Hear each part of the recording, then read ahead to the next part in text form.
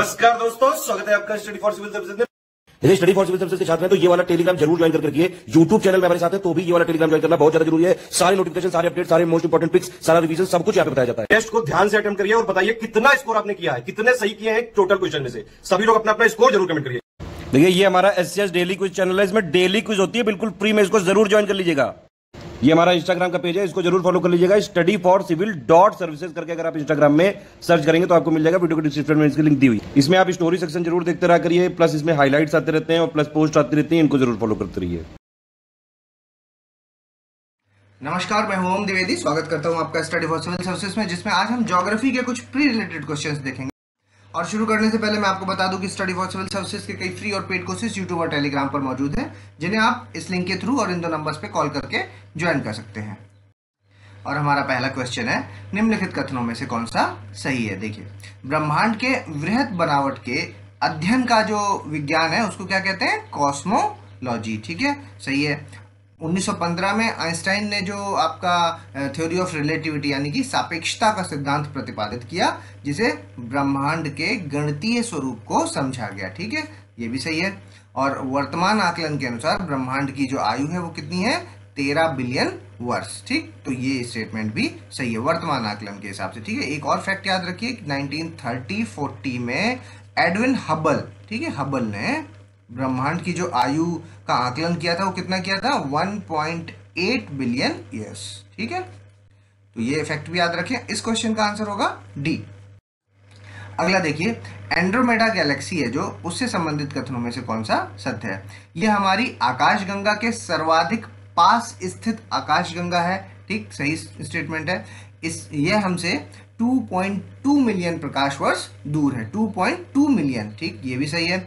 और ये सर्वाधिक दूर की वस्तु है, इसलिए इसे पृथ्वी से नग्न आंखों से नहीं देखा जा सकता। ये स्टेटमेंट गलत हो जाएगा, क्योंकि ये सर्वाधिक दूर की वस्तु है जो पृथ्वी से नग्न आंखों से देखी जा सकती है। ठीक, तो ये तीसरा वाला गलत होगा, पहला और दूसरा यहाँ सही है, ए आंसर। अगला देखिए, निम्नलिखित में से कौन सुमेलित नहीं है? यहाँ आपको गलत वाला बताना है। देखिए, वृहत अंतरिक्ष, सिजलुनर और अगाध अंतरिक्ष, यानी कि डीप स्पेस, सिजलुनर और आउटर स्पेस। ठीक है, तो आउटर स्पेस क्या होता है? आउटर स्पेस होगा आपका पृथ्वी के वायुमंडल की ऊपरी सीमा से सूर्य तक का भाग। ठीक, और सिजलुनर क्या होगा? चंद्रमा और पृथ्वी के मध्य का अंतरिक्ष भाग। ठीक है, तो ये वाला है जो, ये हो गया और ये दोनों आपस में इंटरचेंज्ड हैं। ठीक, और अगाध अंतरिक्ष मतलब डीप स्पेस की अगर बात करें तो वृहद अंतरिक्ष सीमा से परे जितना भी भाग होगा वो आपका डीप स्पेस कहलाएगा। ठीक, तो तीसरा वाला यहाँ पर सही है, लेकिन पूछा क्या था? गलत वाला, तो 1 और 2 यानी कि ए आंसर। अगला देखिए, निम्नलिखित कथनों में से कौन सा सत्य है? देखिए, सूर्य का जो ऊपरी सतह है उसको क्या कहते हैं? फोटोस्फीयर नहीं, उसे क्रोमोस्फीयर कहते हैं। ठीक है, और सूर्य का जो केंद्रीय भाग है उसे फोटोस्फीयर कहते हैं। ठीक, ना कि क्रोमोस्फीयर, तो दोनों ही गलत हो गए। और देखिए, जो ट्रांजिशन फेज है, ट्रांजिशन एरिया है जो, वो कहाँ होता है? प्रकाश मंडल और प्रभात मंडल के मध्य में। ठीक, तो ये तीसरा वाला यहाँ पर सही हो जाएगा। आंसर होगा इसका सी, ओनली 3। अगला देखें, निम्नलिखित में से कौन सही सुमेलित है? सूर्य की जो रासायनिक बनावट है उसमें 17% आपका हाइड्रोजन है, सही है। और इसका जो टेम्परेचर है वो 6000 डिग्री सेल्सियस है, ये भी सही। और सूर्य की पृथ्वी तक प्रकाश पहुंचने में कितना टाइम लगता है? 8 मिनट 20 सेकेंड। ठीक, तीनों ही सही है, डी आंसर। अगला देखिए, आपका पर्मियन हो गया, कार्बोनिफेरस हो गया, कैम्ब्रियन शक हो गया, ये सब है जो किस कल्प से संबंधित है? तो देखिए, ये है जो आपके, ये पेलियोजोइक एरा से संबंधित है, मीसोजोइक एरा से संबंधित है, सिनोजोइक एरा से संबंधित है, या फिर नियोजोइक एरा से संबंधित है। तो ये सब है जो ये पेलियोजोइक एरा से संबंधित है, क्योंकि पेलियोजोइक के अंदर क्या आते हैं? पर्मियन, कार्बोनिफेरस, डिवोनियन और आपका सिलूरियन, ओर्डोविशियन और कैम्ब्रियन। ठीक, तो ये सारे क्या है? पेलियोजोइक एरा से संबंधित है। आंसर इसका ए हो जाएगा।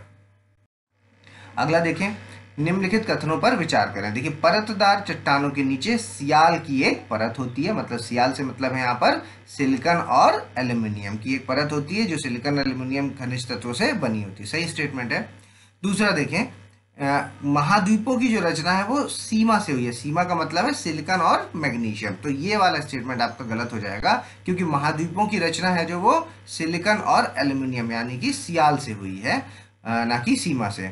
ठीक, तो सियाल माना जाता है, तो आंसर हो जाएगा ओनली 1, ए आंसर। निम्नलिखित कथनों पर विचार करें। कोर का घनत्व मेंटल के घनत्व से ज्यादा है। ठीक, तो ये वाला स्टेटमेंट है जो ये सही स्टेटमेंट है, क्योंकि लगभग 2 गुना है, ज्यादा क्या, लगभग 2 गुना। ठीक, तो ये ज्यादा सही हो गया। दूसरा देखते हैं, देखिए कोर का जो आयतन है वो पृथ्वी के आयतन का मात्र 16% और पृथ्वी के द्रव्यमान का कितना, 32% है। ठीक, तो दोनों फैक्ट याद रखें, आंसर हो जाएगा सी। अगला देखें, निम्नलिखित कथनों पर विचार करें। देखिए आइसोस्टेसी शब्द है जो उसका अभिप्राय है समस्थिति है। ठीक, तो ये सही स्टेटमेंट है। होम्योस्टेसिस कैसे, आइसोस्टेसी का मतलब क्या होता है, देखिए आइसोस्टेसी को आप ऐसे समझिए कि पृथ्वी हमारी घूम रही है और इसमें बड़े बड़े ऊंचे ऊंचे पहाड़ भी हैं और गहरे गहरे गड्ढे भी हैं। ठीक है, लेकिन फिर भी सभी क्या है, बैलेंसिंग पोजीशन पर है। ठीक है, तो उसको हो गया होम्योस्टेसिस। ठीक है, मतलब पृथ्वी में अगर कुछ भी चेंज होगा तो वो अपने आप ही बैलेंस आउट कर लेता है। ठीक, तो ये स्टेटमेंट सही है। और ये क्या वर्ड है, ये ग्रीक वर्ड है, ग्रीक। ठीक है, उसके अलावा दूसरा देखें, ये सबसे पहले जो किसने वर्ड यूज किया था, डटन। ठीक है, 1889 में डटन ने किया था। तो ये दोनों ही स्टेटमेंट सही है, सी आंसर हो जाएगा। अगला देखिए, निम्नलिखित में से कौन रासायनिक अपक्षय है। ठीक है, वेदरिंग बाय ह्यूमस मतलब मानव द्वारा अपक्षय, वनस्पति अपक्षय और जैविक अपक्षय। ठीक, तो इन तीनों की अगर बात करें तो तीनों ही हैं जो, ये तीनों ही आपके बायोलॉजिकल वेदरिंग के अंदर आएंगे, बायोलॉजिकल वेदरिंग। ठीक है, ना कि यहाँ पर केमिकल का पूछा गया है, तो केमिकल में तो नहीं है। केमिकल का मतलब हो गया जैसे कि ऑक्सीकरण हो गया, हाइड्रेशन हो गया, कार्बोनेशन हो गया, ये सब आपके केमिकल वेदरिंग का पार्ट होंगे। लेकिन ये तीनों है जो वो बायोलॉजिकल के हैं, तो इनमें से कोई नहीं, डी आंसर। निम्नलिखित में से कौन से अपक्षय के भौतिक कारक हैं। ठीक है, जल, सूर्यताप, तुषार या वायु। ठीक, तो इसमें क्या होगा कि ये चारों ही हैं जो ये आपके फिजिकल रीजंस हैं, फिजिकल फैक्टर्स हैं किसके, वेदरिंग के। तो आंसर हो जाएगा इसका सी। अगला देखिए, स्टेलर के अनुसार पृथ्वी की सतह में पाए जाने वाले तत्वों को और उनके प्रतिशत में से कौन सही सुमेलित है। अब देखिए ये सब इतना याद नहीं हो सकता, ठीक है ना, याद करना है इनको, लेकिन आपको जो अगर सीक्वेंस पता है वो वाला, ठीक है। O2 पहले भी हम लोग कई बार डिस्कस कर चुके हैं कि सबसे ज़्यादा O2 का होगा, फिर उसके बाद सिलिकॉन का होगा, फिर एल्यूमिनियम का होता है, फिर आयरन का होगा, फिर कैल्शियम होगा, फिर सोडियम होगा और फिर पोटेशियम होगा। ठीक है, तो ये आपको सीक्वेंस तो पता ही है। ठीक, तो अब यहाँ पर देखिए, यहाँ सिलिकॉन का 46 दिया है और ऑक्सीजन का 27 दिया है, जबकि ऑक्सीजन ज़्यादा होना चाहिए, सिलिकॉन का कम होना चाहिए। ठीक है, तो यानी कि ये गलत लिखा हुआ है। ठीक, बेसिकली है क्या, ये एकदम उल्टा लिखा हुआ है। ठीक है, और एल्यूमिनियम और लोहे का देखिए यहाँ पर इसी तरह, एल्यूमिनियम और लोहा, तो लोहे का कम होगा, एल्यूमिनियम का ज़्यादा है, जबकि यहाँ पर उल्टा लिखा हुआ है। ठीक है, तो इस वजह से ये सारे ही गलत हैं, ये सब इंटरचेंज हैं आपस में। ठीक है, तो आंसर हो जाएगा डी। अगला देखिए, निम्नलिखित में से कौन है जो वो आपका फॉल्ट वैलीज के बारे में सत्य है। जो महान भ्रंश घाटियां हैं वो एशिया से अफ्रीका तक विस्तृत हैं, बिल्कुल सही स्टेटमेंट है। और दूसरा देखते हैं, कैलिफोर्निया की जो डेथ वैली है, ठीक है, और एशिया की जो डेड सी है, ठीक है, वो दोनों ही आपका जो है वो फॉल्ट वैलीज में के उदाहरण है। ठीक है, तो दोनों ही यहाँ पर सही है, सी आंसर। अगला देखिए, निम्नलिखित में से कौन से कथन आग्नेय चट्टानों से संबंधित है। आग्नेय चट्टानें मतलब इग्नियस रॉक से कौन से संबंधित है। देखिए, आग्नेय चट्टानों का संबंध ज्वालामुखी क्रिया से है, इसलिए इसे इग्निस कहा जाता है। ठीक, तो इग्निस का मतलब हुआ फायर, यानी कि आग। ठीक है, आग। ठीक है, इग्निस, तो ये स्टेटमेंट आपका सही हो गया। दूसरा देखते हैं, यह परतदार और जीवाश्म से भरपूर चट्टानें हैं, तो ये वाला पूरी तरह से गलत हो जाएगा, क्योंकि परतें भी नहीं होती और इसमें जीवाश्म भी नहीं पाए जाते। तो पहला सही, दूसरा यहाँ पर गलत हो जाएगा, तो आंसर हो जाएगा इसका ओनली 1 ए आंसर। अगला देखिए, निम्नलिखित कथनों पर विचार करें। देखिए, बेंथोस जर्मन शब्द है जिसका अर्थ गहराई होता है। देखिए, बैथोलिथ्स आपने देखे होंगे, तो बैथोस क्या है, नीचे वाला पार्ट है ना, बैथोलिथ्स बनते हैं सबसे डोम शेप के जो बनते हैं। ठीक है, तो ये वाला सही स्टेटमेंट है, और ये गुंबद आकार में है ना, ये देखिए डोम शेप लिखा हुआ है, और ज्वालामुखी क्षेत्र में पाए जाते हैं। ये दोनों ही स्टेटमेंट सही है, सी आंसर। निम्नलिखित में से कौन सी चट्टान है जो लावा प्रवाह निर्मित चट्टानें हैं। देखिए, डेक्कन लावा पठार सही है, उसके बाद कोलोराडो पठार और कोलंबिया पठार, तीनों ही है जो आपके लावा प्रवाह से निर्मित चट्टानें हैं। आंसर डी हो जाएगा। अगला देखें, परवर्ती जल धाराओं से संबंधित निम्नलिखित कथनों पर विचार करें। यह अनुवर्ती नदियों की सर्वप्रमुख और प्रथम सहायक, मतलब जो मेन स्ट्रीम में से बह रही है उसमें जो ये आएगी, जो उसकी मेन ट्रिब्यूटरी जो आएगी। ठीक है, और ये इससे ऐसे करके राइट एंगल पर जुड़ जाती। ठीक है, ये कठोर शैलों को पार नहीं कर पाती और कमजोर चट्टान वाले स्तर के ऊपर अपना मार्ग बना लेती हैं। ठीक, तो दोनों ही स्टेटमेंट यहाँ पर सही है, आंसर हो जाएगा सी। अगला देखिए, निम्नलिखित मूल चट्टानों की कायांतरित चट्टानें मतलब मेटामॉर्फिक रॉक्स हैं जो, उनमें से कौन सी सही सुमेलित है? तो देखिए डोलोमाइट है जो, वो उससे संगमरमर। ठीक, तो ये सही है। उसके बाद आप दूसरा देखिए, स्लेट है जो, ये फाइलाइट, ये भी सही है। बलू का पत्थर क्वाड्राइट बनेगा इससे, ये भी सही है। ठीक है, तो मेटामॉर्फोज होकर के ये प्रोडक्ट बनते हैं। ठीक है, तो आंसर हो जाएगा आपका, तीनों सही है, सी आंसर। अगला देखिए, निम्नलिखित कथनों पर विचार करें। उप अनुवर्ती धाराएं हैं जो, वो प्रमुख अनुवर्ती धाराओं के विपरीत होती हैं। मतलब कि ऐसे देखिए, मेन स्ट्रीम मान लीजिए बह रही है, ठीक है, उसमें इसकी फ्लो की डायरेक्शन ऐसी है। ठीक, तो कुछ आएंगी वो इस तरह से आकर के जुड़ेंगी, मतलब इसी डायरेक्शन में बह रही हैं वो भी साथ में। ठीक है, और कुछ हैं जो वो इस डायरेक्शन में ऐसे करके बह रही हैं, मान लीजिए इस तरह से, है ना, तो ये इसके ऑपोजिट हैं। और मतलब जो डायरेक्शन है इनकी फ्लो की डायरेक्शन है वो इधर से ऑपोजिट है और ऊपर से साथ में है। ठीक, तो कुछ साथ में होती है, कुछ ऑपोजिट होती है, तो किसको साथ में कहते हैं और किसको ऑपोजिट में कहते हैं, वही क्वेश्चन है। ठीक है, देखिए उप अनुवर्ती धाराएं हैं जो प्रमुख अनुवर्ती धाराओं की विपरीत होती हैं। ठीक, उल्टा लिखा हुआ है। ठीक है, ये क्या होती है, अनुकूल होती हैं, विपरीत नहीं होती। और प्रति अनुवर्ती धाराएं होती हैं जो प्रमुख धाराओं के अनुकूल होती हैं, ना ये विपरीत होती हैं। ठीक है, तो दोनों ही गलत है यहाँ पर, डी आंसर। अगला देखिए, निम्नलिखित कथनों पर विचार करें। देखिए अनुवर्ती और प्रत्युनुवर्ती जलधाराएं हैं जो, उनका सम्मिलित स्वरूप है जो, वो जाली नुमा प्रवाह मतलब रेक्टेंगुलर ड्रेनेज पैटर्न। ठीक है, रेक्टेंगुलर ड्रेनेज पैटर्न है जो, उस वो कहलाता है ये। ठीक है, अनुवर्ती और प्रत्युनुवर्ती जलधाराओं का सम्मिलित स्वरूप। ठीक, दूसरा देखते हैं, इसका एग्जाम्पल है दामोदर कोलफील्ड। ठीक, दामोदर कोलफील्ड है जो, वो रेक्टेंगुलर आपका जो ड्रेनेज पैटर्न है उसका मेन एग्जाम्पल माना जाता है। तो दोनों ही सही है, सी आंसर। अगला देखिए, अफ्रीका से संबंधित कथनों पर विचार करें। देखिए क्षेत्रफल की दृष्टि से अफ्रीका विश्व का दूसरा बड़ा महाद्वीप है। ठीक है, दूसरा बड़ा महाद्वीप की अगर बात कर रहे हैं तो सबसे बड़ा आपका एशिया हो गया, दूसरा आपका अफ्रीका हो गया, तो सही हो गया। और यहाँ संपूर्ण विश्व की जनसंख्या का लगभग 14% जनसंख्या निवास करती है। ठीक है, तो हाँ सही है, ये भी 14.28% है, तो सही स्टेटमेंट है, सी आंसर। अगला देखिए, निम्नलिखित में से कौन से देश हैं जो उत्तरी अफ्रीका का हिस्सा नहीं है? गलत वाला पूछ रहे हैं यहाँ पर। ठीक है, अब आप मैप को खोल लीजिए और मैप में एक बार लोकेट कर लीजिए इनको कि मिस्र कहाँ पर है, लीबिया कहाँ है, अल्जीरिया, ट्यूनीशिया। ठीक है, तो आप जब देखेंगे इनको तो ये सभी हैं जो, ये यहाँ पर नॉर्थ अफ्रीका का हिस्सा है। पूछा है इसमें नहीं वाला गया है। ठीक, तो आंसर हो जाएगा इनमें से कोई नहीं, डी आंसर। अफ्रीका से संबंधित तथ्यों में से निम्नलिखित में से कौन सही सुमेलित है? देखिए वृहद सफारी केंद्र केन्या में, ज़ैरे के खनिज बहुल जिला कौन सा है, कटंगा। और आपका दक्षिण अफ्रीका का प्रमुख स्वर्ण खनन क्षेत्र है जो, वो क्या है, विटवाटरलैंड। ठीक, तो ये भी सही, तीनों ही सही है, सी आंसर होगा इसका। अगला देखिए, निम्नलिखित में से कौन से देश हैं जो पूर्वी एशियन टाइगर के नाम से जाने जाते हैं? ठीक है, तो दक्षिण कोरिया हो गया, ताइवान हो गया और हांगकांग हो गया। तो ये तीनों देश ऐसे हैं जो एशियन टाइगर के नाम से जाने जाते हैं, आंसर सी होगा इसका। अगला देखिए, ये देखिए तीन नदियां हैं, महावेली, गंगा, चान और अरूवी। ये किस देश में बहने वाली मेन नदी है? म्यांमार में, बांग्लादेश में, श्रीलंका में और भारत में। ठीक है, तो ये कुछ जो मेन वाली है उनको आपको याद करना होगा। ये श्रीलंका की है। ठीक है, नाम से नहीं समझ में आ रहा लेकिन ये श्रीलंका की है, सी आंसर। अगला देखिए, ईरान के जो पर्वत है उनमें से कौन सही सुमेलित है? देखिए अल्ब्रुज आपका उत्तर में है, जागरोज आपका पश्चिम में है और मकरान आपका दक्षिण में है। ठीक है, तो इनको भी मैप बेस्ड क्वेश्चन एक बार लोकेट करें। सही है तीनों, आंसर सी होगा इसका। निम्नलिखित में से स्टेपीज वनस्पतियां कहाँ पाई जाती हैं? स्टेपीज अनातोलिया पठार में स्टेपीज मिलेंगी, आर्मेनियन में भी मिलेंगी और रॉकीज में नहीं मिलेंगी, है ना। रॉकीज किस जगह पे, आपको कमेंट्स करके बताना है। लोकेशन एग्जैक्ट नॉर्थ अमेरिका में है, साउथ अमेरिका में, किस जगह पे एग्जैक्ट बताना है आपको। ठीक, तो 1 और 2 यानी कि ए आंसर। अगला देखिए, निम्नलिखित में से क्यूबा, ठीक है, बड़ा ही फेमस है, कई बार क्वेश्चन आता है। क्यूबा क्या निर्यात करता है ना, मुख्यतः क्या निर्यात करता है? चीनी करता है, कोको करता है और तंबाकू भी करता है। तीनों ही निर्यात करता है, एक्सपोर्ट करता है, तो आंसर उसका सी होगा। निम्नलिखित कथनों पर विचार करें। देखिए क्यूबा को विश्व की चीनी का कटोरा कहा जाता है, क्यूबा को। ठीक है, सही है। और विश्व का सबसे बड़ा सोना उत्पादक कौन सा है? मैक्सिको। गलत, क्योंकि ये चांदी सिल्वर उत्पादक है। ठीक है, तो ओनली 1 ए आंसर।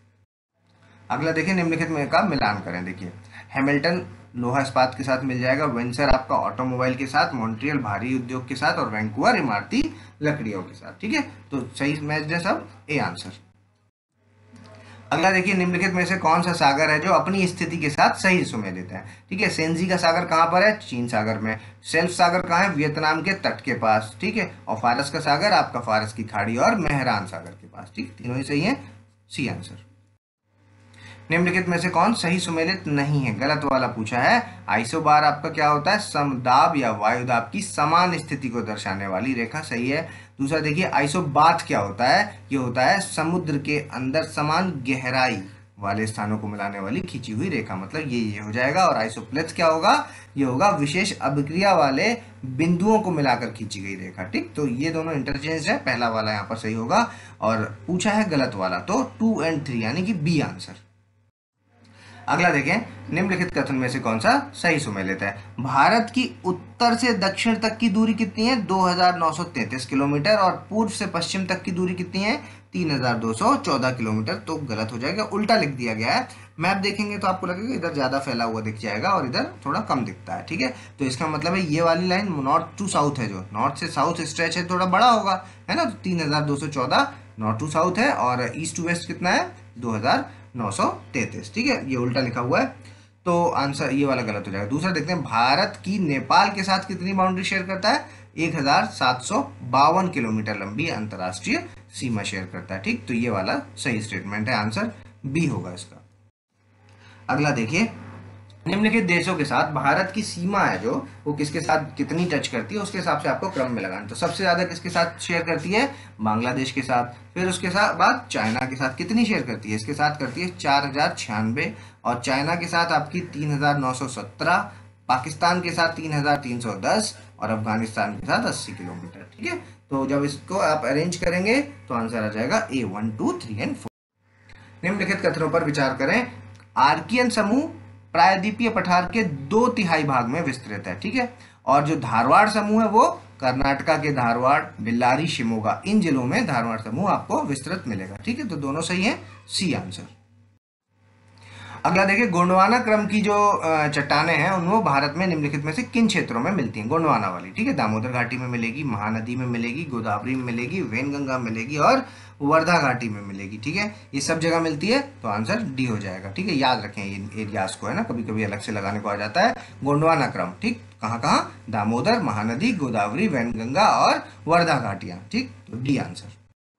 अगला देखें, प्रायद्वीपीय पठार, ठीक है, इससे संबंधित कथन है। यह देश का सबसे बड़ा भौतिक प्रदेश है तथा गोंडवाना महाखंड का पार्ट है। बिल्कुल सही है, और इसमें आपकी परतदार चट्टानें नहीं मिलती, इसमें इग्नियस रॉक्स मिलती हैं। ठीक है, इग्नियस रॉक्स, तो आंसर हो जाएगा इसका ओनली 1, ए आंसर। अगला देखें, निम्नलिखित पर्वतों को उनकी ऊंचाई के अनुसार घटते क्रम में आपको लगाना है। तो इनकी अन्नपूर्णा है जो वो हो जाएगी 8078 मीटर है इनकी। ठीक है, उसके बाद मशेरबुम है जो ये 7821। ठीक है, और नंगा पर्वत की कितनी है? 8126 मीटर। राकापोशी की है 7788 मीटर। ठीक है, तो इनको आप इनका लेंथ नहीं याद रखनी, लेकिन इनके सीक्वेंस सारे हैं जो वो आपको याद रखने। टॉप 10 याद कर लीजिएगा। ठीक है, हिमालयन रेंजेस में टॉप 10 कौन कौन से हैं, तो इसको जब आप लगाएंगे तो आंसर आ जाएगा 3, 1, 2 और 4। ठीक, तो यानी कि सी आंसर। अगला देखें, निम्नलिखित कथनों पर विचार करें। बांगर क्षेत्र में चूना युक्त कांकरीली मिट्टी पाई जाती है, सही है, और बांगर क्षेत्र में पाई जाने वाली मिट्टी में मॉइस्चर है जो वो काफी कम होता है। ठीक, तो ये स्टेटमेंट भी आपका सही है। बेसिकली जो क्या बांगर क्षेत्र में जो आपका वाटर लेवल होता है वो काफी गहराई में होता है। ठीक है, काफी नीचे चला जाता है, और एरिया है जो इसका आपका पंजाब हो गया, यूपी हो गया, ये सब फेमस है। ठीक है, और एक चीज याद रखिए कि इनका जो निर्माण कब का माना जाता है? अपर प्लेस्टोसीन पीरियड का। ठीक, तो यहाँ पर आपके दोनों स्टेटमेंट सही हैं, सी आंसर। आंध्रा के मैदान से संबंधित कथनों पर विचार करिए। यहाँ गोदावरी और कृष्णा के जो डेल्टा है वो स्थित है। आंध्र के मैदानों की बात हो रही है, सही स्टेटमेंट है। और इन डेल्टाओं के बीच पुलिकट लेक, पुलिकट नहीं है, कोल्लरू है। ठीक है, कोल्लरू, ठीक है, कोल्लरू लेक है जो वो स्थित है। तो ये दूसरा वाला गलत हो जाएगा, पहला सही, आंसर ए हो जाएगा इसका। उत्कल के जो मैदान है उससे संबंधित कथनों में से कौन सा सत्य है? देखिए, यहाँ की प्रमुख फसल कौन सी उत्कल के मैदान में? चावल और जूट। ठीक, तो ये सही हो गया। दूसरा देखते हैं, महानदी डेल्टा के दक्षिण में छिलका झील है जो वो स्थित है, जो कि लैगून झील है। ठीक, तो ये भी सही है। और आपका जो विशाखापट्टनम का बंदरगाह है उसको डॉल्फिन चट्टान के पीछे सुरक्षित है वो आपका। ठीक, तो ये वाला भी आपका सही है। तो तीनों सही है, सी आंसर। अगला देखिए, निम्नलिखित कथनों पर विचार करें। अनुमानतः भारत में लगभग 8 करोड़ हेक्टेयर क्षेत्र है जो आपका जल और वायु अपरदन से प्रभावित है। सही है स्टेटमेंट। और दूसरा देखिए, मिट्टी के अपरदन को रेंगती हुई मृत्यु कहा जाता है। ठीक है, तो ये भी सही हो गया, आंसर हो गया सी। अगला देखिए, निम्नलिखित में से कौन सा कथन सत्य है। देखिए, थार मरुस्थल पश्चिमी राजस्थान के 16 जिलों में विस्तार है। वैसे तो ये फेमस है, लेकिन कभी मान लीजिए दूसरे स्टेट से रिलेटेड कोई डीप फैक्ट पूछा जाए तो जनरली उस स्टेटमेंट को आप सही मानिएगा, क्योंकि इतना डीप में जाके गलत स्टेटमेंट नहीं बनाए जाते। ठीक है, तो ये सही हो गया। दूसरा देखिए, इसका विस्तार है जो वो अर्ध शुष्क मैदानों की ओर हो रहा है, मतलब सेमी एरिड प्लेन्स की ओर जो है वो इसका जो है एक्सपेंड करता जा रहा है। प्लेन्स में ये डेजर्ट है जो आगे बढ़ता जा रहा है। ठीक, तो ये भी सही हो गया। और दूसरा तीसरा देखिए, भारत में अर्ध शुष्क मरुस्थल से सर्वाधिक प्रभावित राज्य आपका उत्तर प्रदेश, तो उत्तर प्रदेश नहीं है, वो है आपका पंजाब। ठीक, तो ये स्टेटमेंट आपका गलत हो जाएगा। 1 और 2 यानी ए सही है यहाँ पर। निम्नलिखित में से कौन मैन एंड बायोस्फीयर योजना के तहत बायोस्फीयर रिजर्व है। शेषाचलम है, पन्ना है और मानस है, तीनों ही है, तो आंसर हो जाएगा इसका सी। ठीक है, अभी आपको MAB में कितने हैं ये बताना है, टोटल कितने हैं और कौन कौन से हैं ये भी बताना है, और साथ में मतलब बताएं या ना बताएं याद कर लें कि कितने हैं, कौन कौन से हैं और किस किस जगह पे हैं वो सिचुएटेड। ठीक है, तो आंसर हो जाएगा सी। अगला देखें, निम्नलिखित कथनों में से कौन सा सत्य है। चावल देश की प्रमुख कृषि उपज है जो कि भूमि के लगभग 1/3 भाग में है। ठीक, सही है। चावल के लिए 75 डेज का जल पूर्ण, अभी ये टाइम भी है, चावल वगैरह अभी अपने यूपी में लगाए जा रहे हैं, खेती हो रही है। ठीक है, तो आप देखेंगे उसमें क्या है टाइम पीरियड, 75 डेज है, जो उसमें वो वाटरफील्ड मतलब खेत हैं जो पानी से भर के रखे जाते हैं। ठीक, ये भी सही है। चावल की खेती के लिए 50 से 100 सेंटीमीटर वर्षा, नहीं ये तो कम लिखी है, 50 से 100 नहीं, लगभग 200 सेंटीमीटर तक की वर्षा उपयुक्त मानी जाती है। ठीक है, तो आंसर हो जाएगा इसका सी। सॉरी, इसका आंसर ये दूसरा और तीसरा वाला यहाँ पे गलत हो जाएगा। ठीक है, तो आंसर हो जाएगा इसका 1 और 2 यानी कि ए आंसर होगा इसका। अगला देखिए, निम्नलिखित में से हरी चाय का उत्पादन कहाँ होता है। ठीक है, कुल्लू घाटी, कांगला घाटी, ब्रह्मपुत्र और सुरमा। तो देखिए, चाय के लिए तो सभी फेमस है। ठीक है, लेकिन उसमें हरी चाय की अगर बात करें तो कुल्लू और कांगड़ा, ये दोनों जगह। ठीक है, और ये दोनों है जो चाय। ठीक है, तो कुल्लू कांगड़ा मतलब 1 और 2, ए आंसर हो जाएगा इसका। ठीक है, अगला देखिए, निम्नलिखित में से उत्तर से दक्षिण की ओर इसको व्यवस्थित करना है। तो आप जब मैप खोलेंगे और इसमें देखेंगे तो सबसे ऊपर आपका फिलीपींस, फिर सेर्बिस, फिर बांडा और फिर आपका एराफोसा। तो सही अरेंज्ड है सारे, आंसर हो जाएगा इसका ए। अगला देखिए, निम्नलिखित में से किन देशों की तट रेखा है जो विक्टोरिया झील से मिलती है। ठीक है, तो युगांडा हो गया, तंजानिया हो गया, केन्या हो गया और इथोपिया हो गया। फिर से आप मैप देखिए इसको और कहाँ कहाँ से मिलती है। तो ये है ना, जो ये आपकी युगांडा से, तंजानिया से और केन्या से मिलेगी, इथोपिया से इसकी बॉर्डर टच नहीं करता। तो आंसर इसका 1, 2 और 3 यानी कि ए आंसर होगा। अगला देखें, निम्नलिखित का मिलान करें। देखिए, महानदी है जो नर्मदा, चंबल और बेतवा। ठीक है, तो महानदी है जो वो सिहावा के निकट से निकलेगी। ठीक है, अमरकंटक से नर्मदा निकलती, चंबल जनापाव की पहाड़ियों से और बेतवा आपकी ओबेदुल्लागंज से। ठीक है, तो इसका सही मैच है, आंसर होगा इसका ए। अगला देखिए, निम्नलिखित का मिलान करें। देखिए, तवा परियोजना कहाँ पर है, आपकी मध्य प्रदेश में, फरक्का आपका पश्चिम बंगाल में, रणजीत सागर पंजाब में और कोयना महाराष्ट्र में। ठीक है, तो इनको याद रखें, आंसर हो जाएगा इसका ए। अभी आप वीडियो को पॉज कीजिए और अपना स्कोर हमें कमेंट्स के माध्यम से बताएं। अगर आपने अभी तक हमारा चैनल सब्सक्राइब नहीं किया तो सब्सक्राइब करें, बेल आइकन की बटन दबाएं। जल्दी मिलेंगे अगले टॉप 50 क्वेश्चंस के साथ, तब तक के लिए धन्यवाद।